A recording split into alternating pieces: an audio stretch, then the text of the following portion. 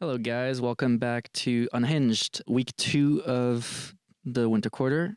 We have 3 articles for you and an art piece. I'm Marcus. I'm the managing editor. I'm Chris. I'm the opinion editor. And we're going to dive right in. Let's start with the main that you boy Chris wrote this week. I wrote it myself. Just take us through it.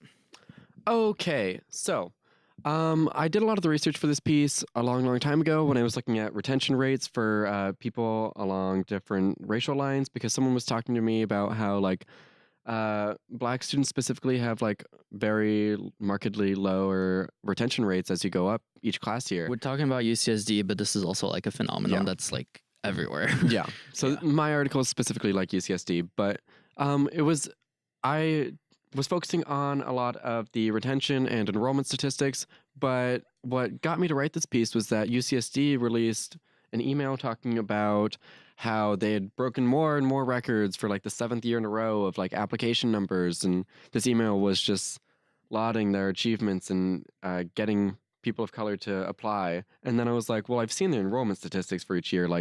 They don't change. You're not improving your availability for people of color in terms of this, the actual students that you enroll. They're oh, look at all these Latino students and Black students who applied this year. And then it's Black students are still 3% of the actual incoming class. So this piece is kind of talking about the contrast between application data and enrollment data. And retention. As it goes, yeah. Yeah. So, yeah. How did you feel about it? Well, there's a few things, and I think it's more. I think we need to have more of a general conversation about this rather than just focusing on your piece. There's a lot obviously going on. We can probably talk for hours, but a few things that stand out is first of all, that's kind of a disclaimer. But when UCSD releases application numbers and admission numbers, they count Asians as a minority. Yeah. Which is fair on the point that they are a minority, but also campus as about, I think, 44%, 43%. Yeah, between 40 and 45 usually per year. Of Asians. Yeah. And they're not really a minority in that sense. He's using this disclaimer because in the piece, I talk a lot about Hispanic students and Black students being kind of pushed out of higher education due to these various barriers. And I don't include Asian American people in that because they're a very highly represented group in the UC system, and they're not subject to the same levels of socioeconomic barriers that prevent them from getting to higher education as someone from an African American community might. Yeah, and they don't suffer from the same. We can go into stereotypes too, but that's also the general idea that Asians are supposed to be doing well in school rather than African Americans and Latinos. How racism is experienced along each race is different. Yeah, and that's a whole other conversation. But that's the first thing, and then the second thing I want to talk about is, I feel the title is pretty self-explanatory. The numbers don't lie; they just fudge the truth, and I feel you've kind of fudged the truth by using numbers in this piece. Yeah. So the main, I guess it's not a point of contention, but the main thing I pointed out on this to Chris was at a school where nearly 37% of applicants identified as Latino, only around 3% of their enrolled class of first-year freshmen were Latino. And that's how the sentence stood at first. And then we added around 12% identified as Mexican. Yeah. Because the actual chart that I'm getting this from, how UCSD releases their reports for enrollment statistics, it listed Latino students and also Mexican American students as an individual category. As Latino. Yeah, so there was a Latino category that was 3%, and then yeah, and then there was Mexican American, which was maybe 12% of some classes. So that's obviously when you see the drop off in Latino between applications and admissions is 37 to 3. That's how you can fudge the numbers. Yeah. But at the same time, when you see that the real percentage is probably 37 to 15, there's still like a big drop off. So it wasn't that much of a like, oh my God, like what did you do? It's more like, it's not super accurate, but at the same time, like there's still a 20% like decrease, and that's just crazy. And the same thing goes for African Americans. Is about I think 2.7 or 3% African Americans. I haven't seen it for this incoming year because they don't release that until like the end of the year, I think. Yeah. Which is weird because they have the enrollment data, but the thing about it is, and of course retention, I feel like plays a big role in that. Yeah, because that's just enrollment. Like retention is.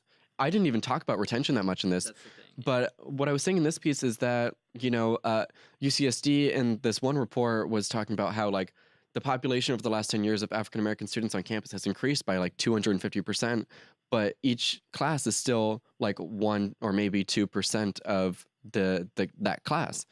And then, you go up each year in looking at different groups, and the retention rates are so much lower. White and Asian students, have pretty similar ones. And actually, weirdly enough, I thought this was kind of surprising, but Native American students actually have pretty high retention rates, close to white and Asian. But anyway, the retention rates for Hispanic and Black people are significantly lower because, one, it's harder to pay for it continuously when you have a lower socioeconomic background. And two, like the resources that you're being offered or that you might need are not represented on campus necessarily. Or they're just, what I was talking about here, they're just so crowded. They're so underfunded and overcrowded that they're just not adequate, even if they are there and the university is making an effort. A lot of what I'm talking about in this piece is that with the increase in the populations of each campus, no matter what race, what background, the resources that those particular groups might need are not increasing proportionally. So that's why you have such different retention rates. Yeah, and it's also sadly probably not going to change soon because the budget just got released, and it's let's just say it's not good. The one thing about it is, and you mentioned that that idea that I feel like this whole article is basically about fudging the numbers. Yeah, but you can speak about a 250% increase, and that increase can be from 1 to 250. And that's kind of how it feels like for at least the African American population. Of course, it wasn't just that one student, but the number is so small to begin with that it's definitely not representative. Yeah, like 10 years ago in like the 2006 class, there were 44 Black students admitted. It's crazy. Last year, it was like 130. Like, congrats. Yeah. But like that was when we've like nearly doubled or tripled our like the pool. Yeah, the larger, broader amount of people that were applying. So that's one thing, and then the other one is no, that's it. That's it. Is there anything else? I got some shitty emails about this piece. Oh, actually, really? Yeah. Let's go. Some of them are funny. Some of them, one of them was just, I don't know who this guy was, but he felt the need to just like send me this like unnecessary email with like 2 lines. It was. The subject line was the numbers that aren't fudged, and I was like, oh no, someone's pissy about this piece. And so I look at it, and it's just African American out of wedlock rates is like 50 or whatever the percentage was of like having children out of wedlock, like percentage of people. Okay. One, they didn't cite it, so I was like, who are you? Where are you getting these numbers? And then they put Asian American out of wedlock rates, which is like dramatically lower, and I was like, I wanted to send them back an email where I just had the same formatting, just 2 lines where it was, but in brackets I just put insert non sequitur here, insert non sequitur here, because I was like, these are not really related figures. Well, first of all, they're not relevant to the piece because we're talking about college students staying in college. And like, obviously, if you come from like a different socioeconomic background, like different statistics are going to be relevant. And there's also cultural differences that you can't ignore.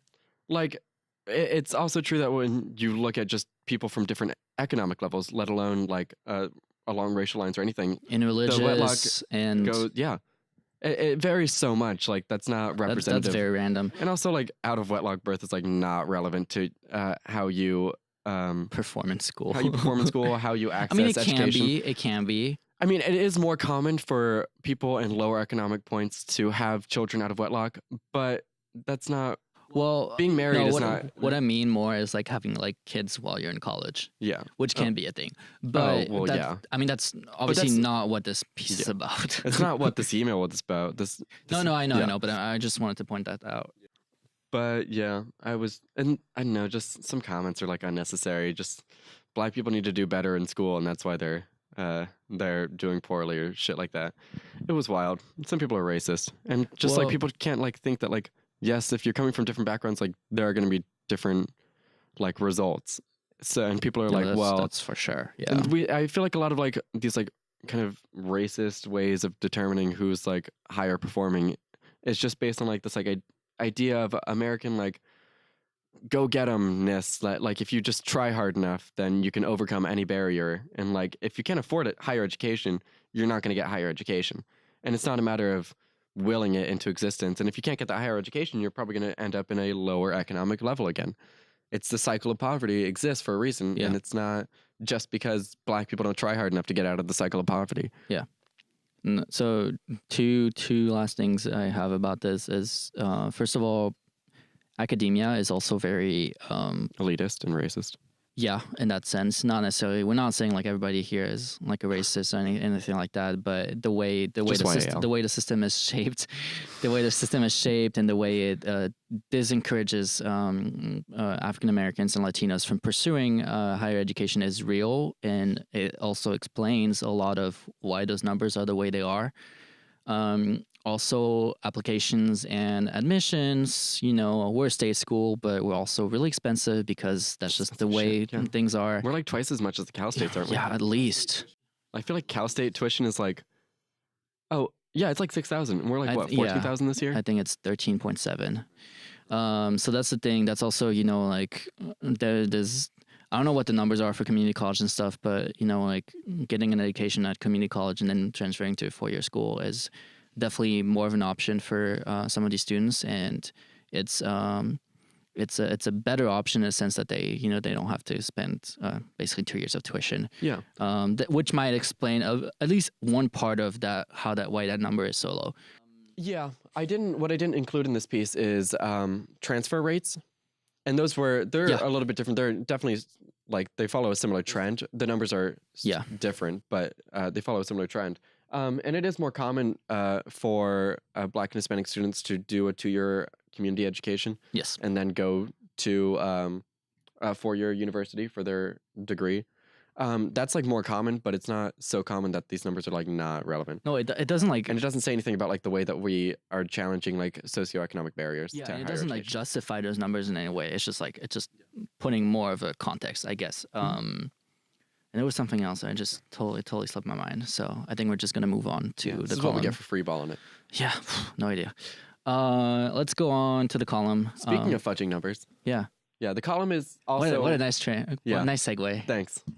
The column is also kind of about fudging numbers. The column comes from Rivka Gershevich, who is the ad assistant for my section. The heir to your throne. The heir to my throne. Her column is called Putin in Perspective. It's obviously a Russian-based column. She is a Russian... she's not an exchange student, but she's like a Russian migrant who goes and gets her education here. And so she writes about comparisons between Russian socioeconomic political spheres and American. And this piece is about the way that political arguments are initiated and maintained. And the general thesis here is that in Russia, like a lot of the argumentation is based off of literary examples or historical examples, or like just kind of like logic-based. What's commonly called propaganda. Propaganda. Yeah. Yeah. Where like kind of not necessarily specious arguments, but arguments that don't have to be backed up by stats. Her premise is that in America, when we make political proposals, even if they're loaded stats, like some people in the political sphere definitely find one stat and stick to it, even if there's a million studies that don't support it. But in America, we like our political arguments to be based upon statistics. This is how much it's going to increase the national debt. This is how many people are going to lose health care. This is how much money we're going to save over the long run. How many people are going to have taxes cut. Things like that. Where we're basing our decisions on figures and some kind of like reasonable, tangible result, as opposed to in Russia where it's like not that. So what's interesting about this is I guess from my perspective, and what she's talking about is a little bit of like the more like the historical point of view of it, where it's like, you justify things because historically it has been this way, or at some time in history it was like that, right? Or some writer says that this is this is the right way. This was written about in this one book, and Yes. therefore it is how it should be now. So the one thing I find really interesting is because the way I learned history, and there was definitely a thing like that. So I went to, in case anybody cares, I went to school. A French school?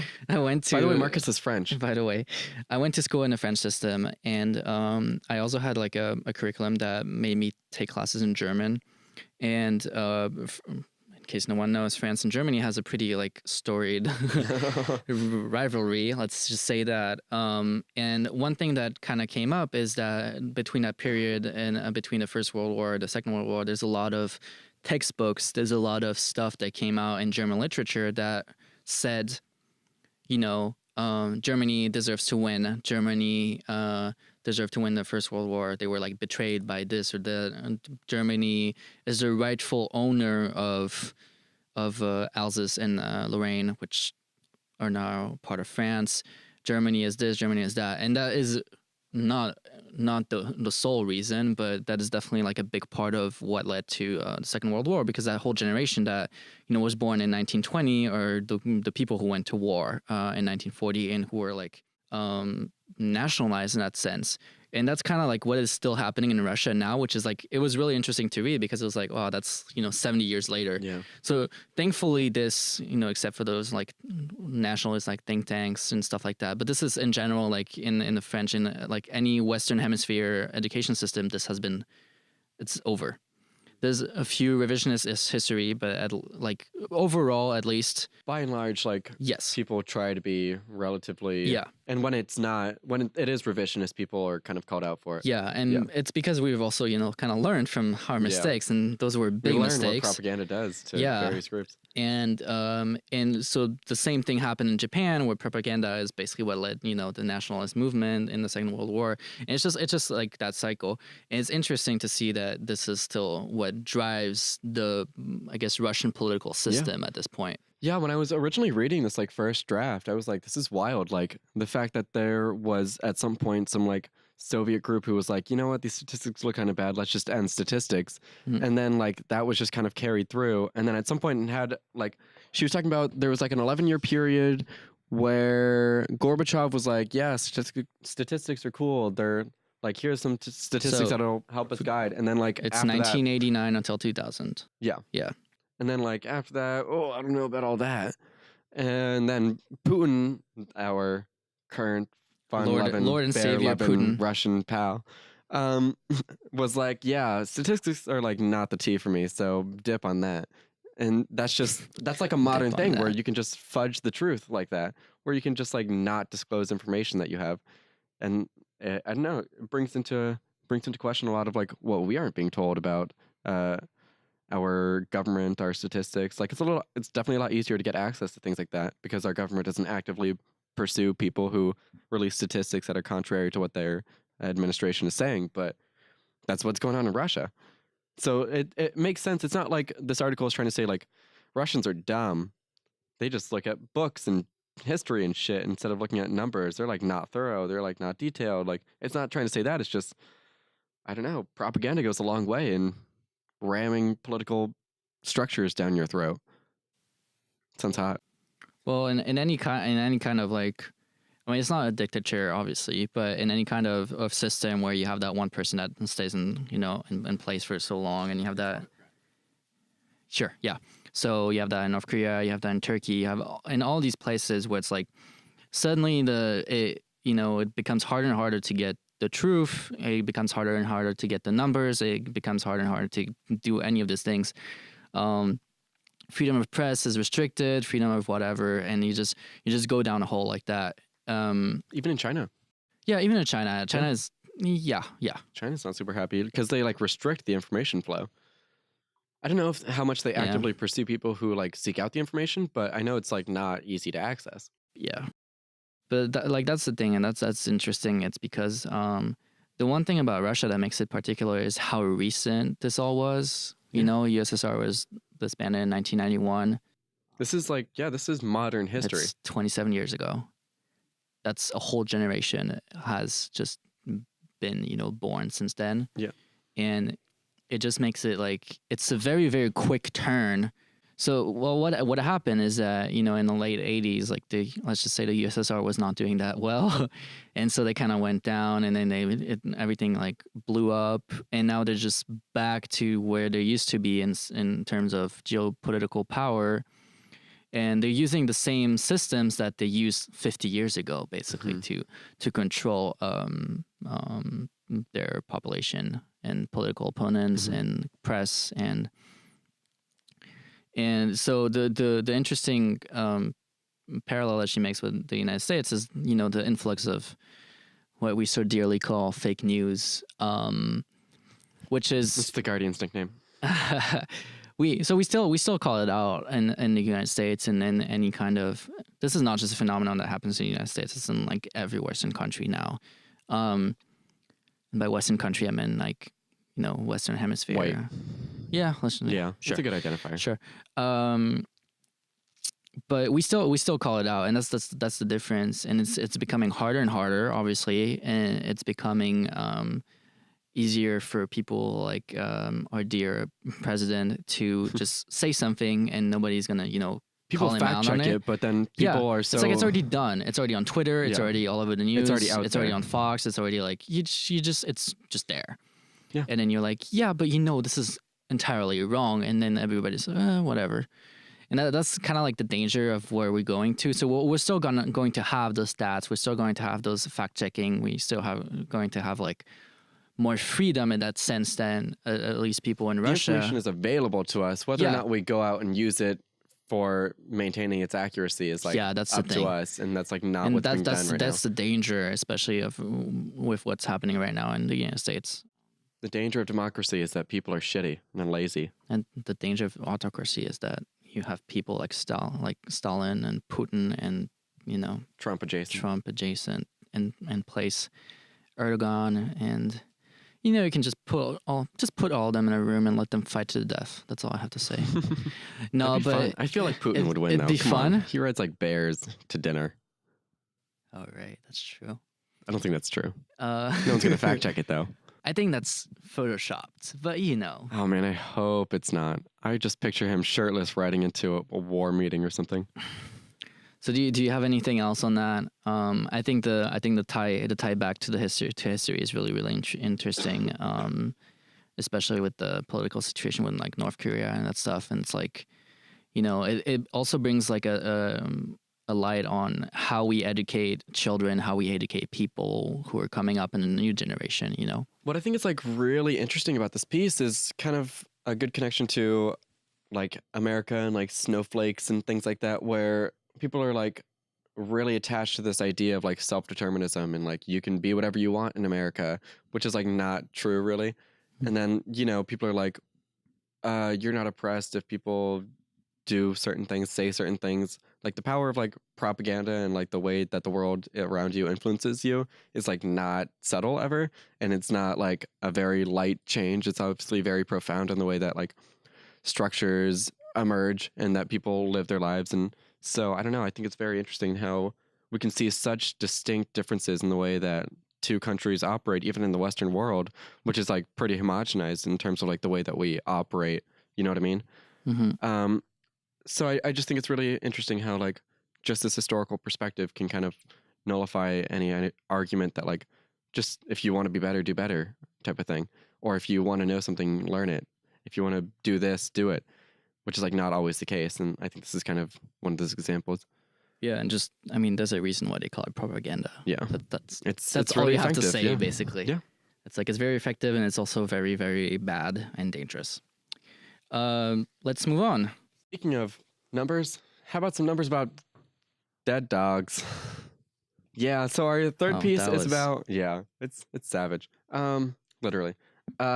It's called Rescue Dogs Are Barking Up the Wrong Tree. It's just about a lot of the ways that the system of adoption is kind of wonky.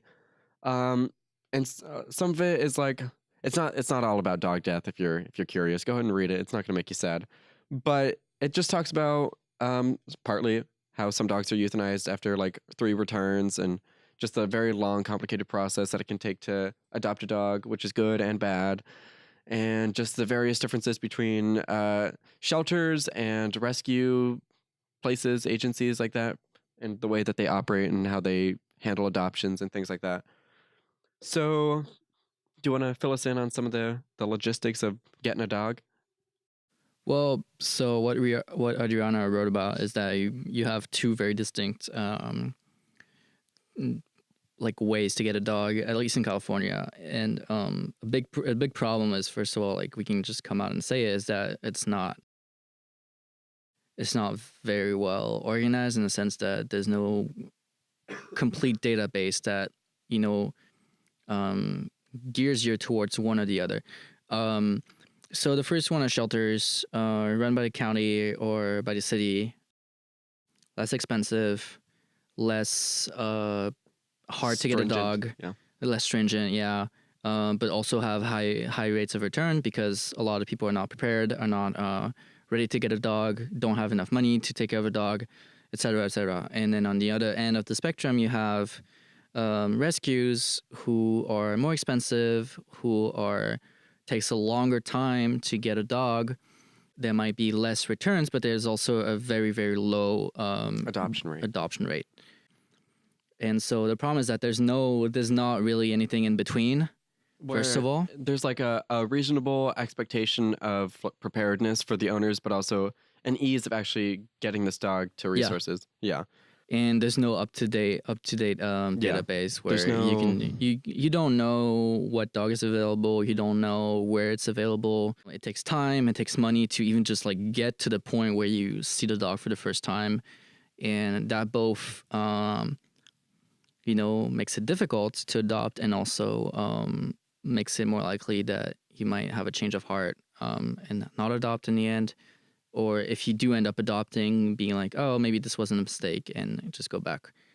So the main point is just, that you need to have a standardized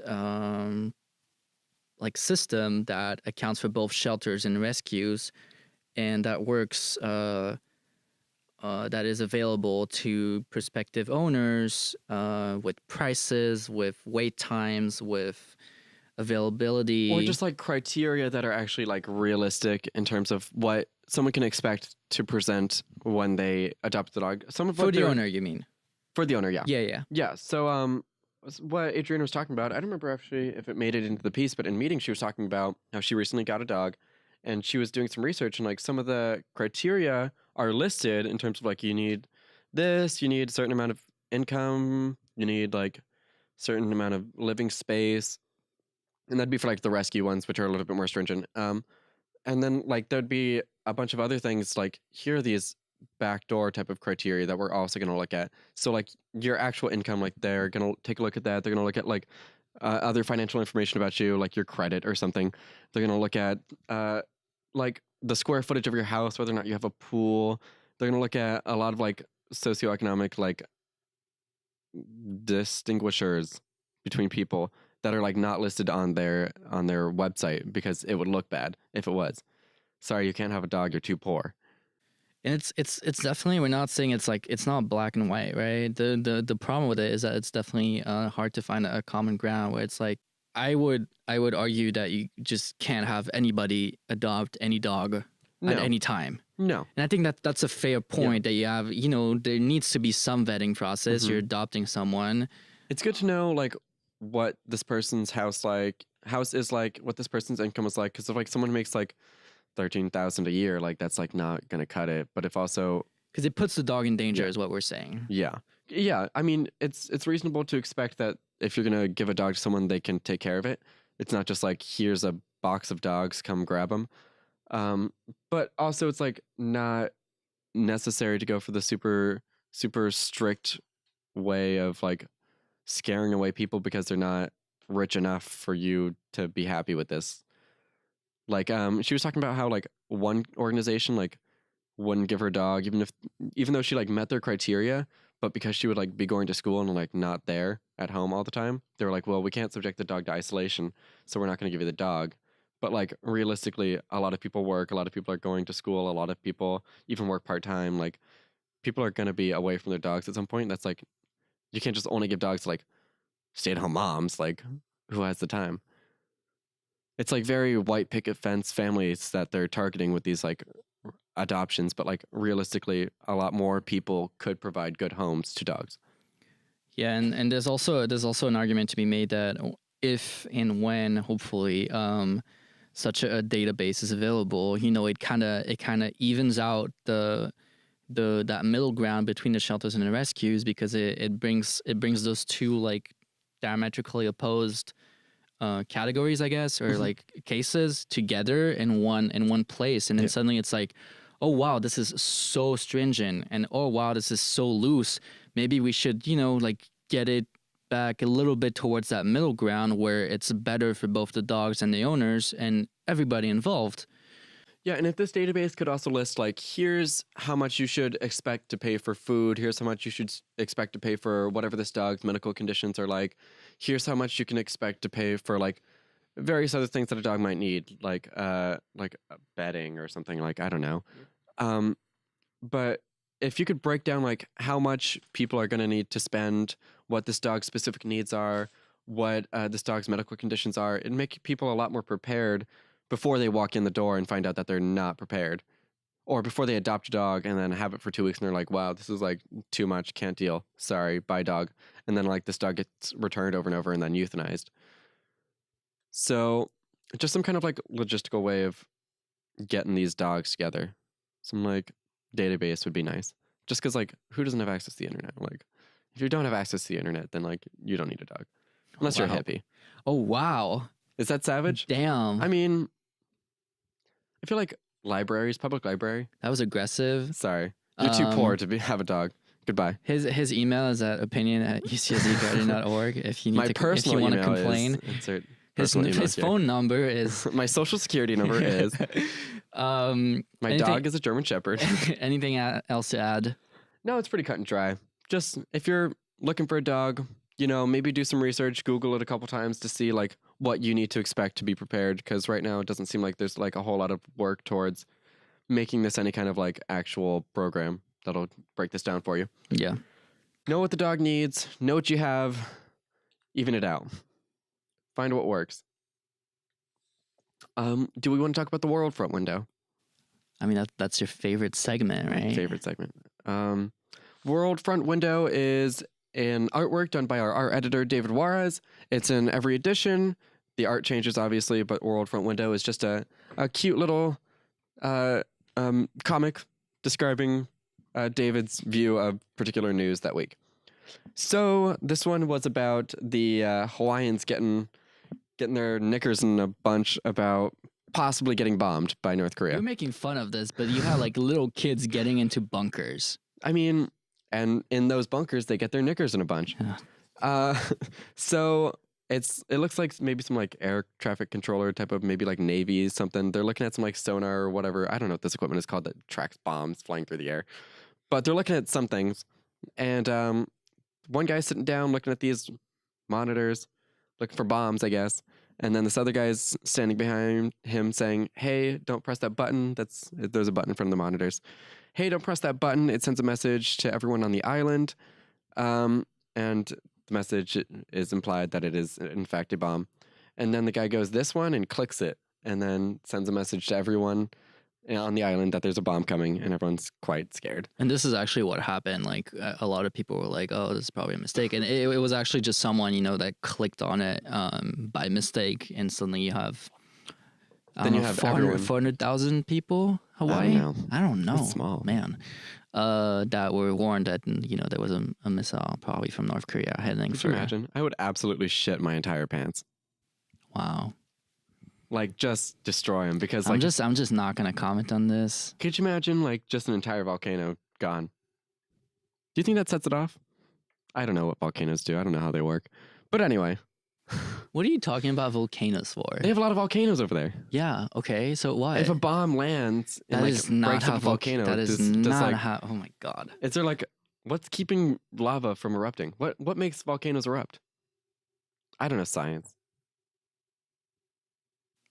Wait, Volcanoes are you're not my area. serious? Volcanoes are not my area of expertise. Okay, I will not explain on the podcast. I will not. Okay. You can explain to me volcanoes in a any while. time to But this. anyway, fuck that guy who clicked that button. That scared the absolute shit out of a bunch of people. Yeah, that was bad. I would get my knickers in a bunch too. They really need like to have a better like process for this. Because it also makes you wonder like how much more damage can one person do by mistake, you know? Because this was just a message, but like How easy is this you button think to push? about it, and it also refers to like it's not. There's that connection to, you know, Trump claiming that he has a button on his desk to send a nuclear, which is, by the way, like a total lie because he has codes and someone else has a button and needs to hear the codes from him, which, you know, makes you worried for a whole other reason because maybe one day he'll forget the codes. Who knows?